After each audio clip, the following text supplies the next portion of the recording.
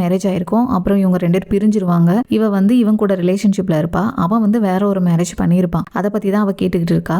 உனக்கு எப்படி ஓகேவா, இப்ப அவ ஃபேமிலியில நல்லா இருக்கீங்களா அப்படிலாம் கேட்கவும், இல்ல எங்களுக்குள்ள ஒரே பிரச்சனையா தான் இருக்கு. அவ ரொம்ப பிசினஸ்னு அதுலயே கான்சன்ட்ரேஷன் பண்ணிட்டு இருக்கா. எனக்கு இப்ப வந்து யாருமே இல்ல கூட, நான் தனியா தான் இருக்கேன். நல்ல வேளை நமக்கு இந்த குழந்தை பிறந்ததுனால அந்த குழந்தைய கேர் பண்ணிட்டு அது கூட நான் சந்தோஷமா வாழ்றேன் அப்படின்லாம் சொல்லுவான். அவளும் சொல்றா, ஃபீல் பண்ணாதீங்க, நான் உங்களுக்கு ஹெல்ப் பண்றதுக்காக நான் ரொம்ப சந்தோஷப்படுறேன், எல்லாமே சரியாயிரும் அப்படின்னு சொல்றா. அப்ப அவன் போய் அவளை ஹக் பண்ணிக்கிறான். இதை வந்து ஹீரோ பார்த்துக்கிட்டு இருக்கான். ஹீரோ பார்க்கறத அவனும் பார்க்கறான். எதுவுமே தெரியாத மாதிரி ஜேசன் அப்படின்னு அவன் கத்துறான். உடனே இவ ஓடி வரா. எதுவும் தப்பா எடுத்துக்காதீங்க, அவருக்கு ஏதாவது வேணுமா அப்படின்னு கேட்கறதுக்காக தான் நாங்க வந்தேன், அதெல்லாம் நான் ஒன்றும் நினைக்கல, நீ போ ரிலாக்ஸா தூங்கு, நானும் தூங்க போறேன் அப்படின்னு சொல்லிட்டு போயிடறான். ஹீரோ அங்க இருந்த கேலண்டர்ல போயிட்டு 7 இயர்ஸா நீ என் கூட போய் சொல்லி வாழ்ந்துட்டு இருந்த, இன்னும் 2 நாள்ல அந்த ரிலேஷன்ஷிப்பே முடிய போகுது அப்படின்னு சொல்லி டிக் பண்றான். இப்போ ஹீரோ வந்து அவங்க சேர்ந்து இருந்த போட்டோ, அவங்க குழந்தைய வச்சிருந்த போட்டோ எல்லாத்தையும் எரிச்சுக்கிட்டு இருப்பான் டஸ்ட்பின்ல. அந்த இடத்துக்கு எஸ்கஸ்பண்ட் வந்து இப்பதான் அவனோட சுயரூபத்தை காட்டுறான். வீட்டுல இப்ப அவ இல்ல தெரியுமா,